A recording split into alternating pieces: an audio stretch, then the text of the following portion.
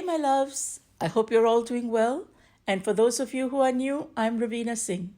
I'm a professional home organizer, and I hope you will subscribe to my channel so we can go through our organizing journey together. Today's video is very special to me. It's an empty house tour of my new home.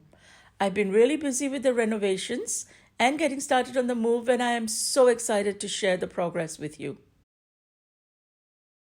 So I'm starting out here in the courtyard in the center of the houses. This is what we call a gated community, and they're pretty popular here in Malaysia because of the added security they provide. From the courtyard, these are the stairs leading up to our house. Actually, they lead up to the neighbor's house as well, as our front yards are separated just by this hedge. The garage is actually on the floor above, and I will show you that in a minute. And here you see our front yard, which is a small garden, and I'm completely in love with it. I'll be having a garden after all of 6 years. And I've always admitted that I'm not much of a gardener, but both my parents are pretty good in gardening. And those are the double doors that lead from the house to the garden, while this pathway here leads to the front door. I do see plenty of potential here for a glamorous entryway. So as we enter, it is one large open space. I think it's called a great room in some countries, and the central area is basically the kitchen. There is a foyer right here, but I'm considering the option of having my home office here instead. I'm not completely sure yet, but it seems like a very practical thing to do because I can work and do my housework alongside. But I do have another option, which I will show you shortly. Now this space here is where I think the dining table will be best suited. My dad is giving these bits of furniture away, so his 10-seater dining will fit well. It's all very cozy because the kitchen is right here. Don't mind the mess as they're still in the process of fixing and cleaning. The island is a good size, although smaller than what we have now, but it has 6 drawers, and that's a good amount of storage. These will be awesome for all my cutlery, and there is also a small powder room in here. And on this side is the long and narrow kitchen.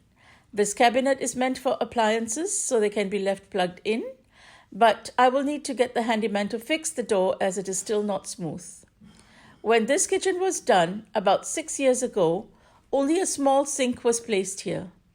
To us, that makes sense because we don't want a stack of dishes sitting in the sink or drying beside it. Anyway, we have cabinets on both sides with the cooker over here and the fridge on the opposite side. We have removed the old oven and microwave and will be replacing those. And then there are more cabinets on the top. So out this door is the other kitchen cum laundry. I am really not sure how I will demarcate these two areas, but I will come up with something eventually. And if you have any ideas, please let me know. Anyway, this is where we will need to do the dishes, and there is also a lot more storage in this cabinet here. Through here is the pantry. I do have some idea about this room and how I'm going to deal with it. And behind this door, there can be another cabinet if needed, or even another fridge.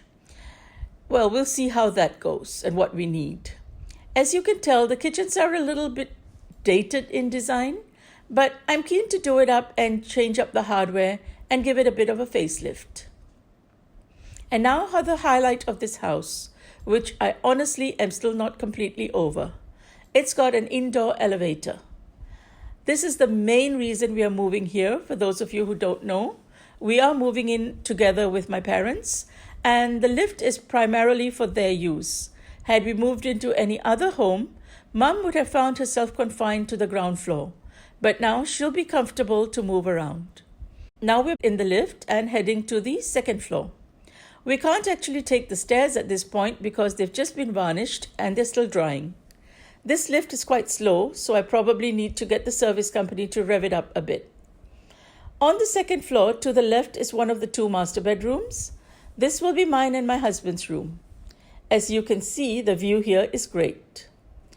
It also comes fitted with this closet and a walk-in closet as well. From the landing, you can see the stairs going up. And beside my room is this room fitted with shelving, which is probably going to be our new linen closet. It's a great space to store a lot of things, and I can't wait to fill it up. And then at the other end of this floor, opposite the stairs going down, is my twins' bedroom. I know I seldom refer to them as my twins anymore because they're grown men with identities of their own. But, well, they're still twins. And in a way, this room is more of a guest bedroom because my sons are hardly ever around. Still, when they're home, I want them to have a space of their own and to be comfortable. I might be adding a small divider between the beds as well so that they can just have a little bit of privacy. And there's already a walk-in, which is probably more than enough for both their things, as well as an ensuite. And now we've reached the third floor. Directly above my room is another master bedroom. This will be my parents' room. Although identical in size and with the same magnificent view, this one has a bigger closet here and a bigger walk-in closet. My mom is extremely fashionable, so she could do with the extra space and the dressing table. And I'm extremely glad that we found a house that accommodates a 3-generation family, as we call it here in Asia. Outside the bedroom will be Dad's reading room and workspace, and at the other end is this cozy little room for Bea. We actually had this room built for her, as Dad didn't need such a large reading room. She loves small cozy spaces, and so this room fits her perfectly. She actually has her own cabinet, so she doesn't need a walk-in, but instead it does have this cabinet, and of course there is also an ensuite here. Lastly, we're taking the lift down to the first floor now. This floor is pretty much just one open space. I'm thinking of turning this section into a formal living room. This furniture is actually going to be donated. So either this can become entirely a living space, or this section is the second option for my office. I could have an office here and a lounge for clients on this side. And if I do that, then the foyer area downstairs would become the living area.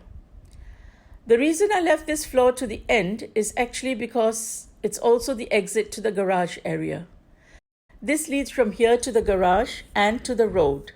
So for convenience, I suppose we will be using this entryway more often.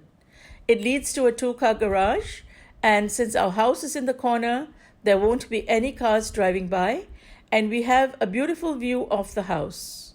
Here is Paul. Say hi, Paul. Hi. We can use the stairs to walk by the side of the house as well. I think the many rows of stairs around the house are one of my favorite features. Well, that's it. The first view of the house, which will soon be our home. It's still sort of messy, as there is still renovation taking place. It's also going to be professionally cleaned on Saturday. But all in all, I think we can make it work for our family. I'm nervous about moving again so soon, but also very excited. I want to thank you all for taking this journey with us and hope you will stay through the stages. Do subscribe and hit the notification bell so you don't miss out on any videos. So until the next video, this is Raveena saying happy homemaking.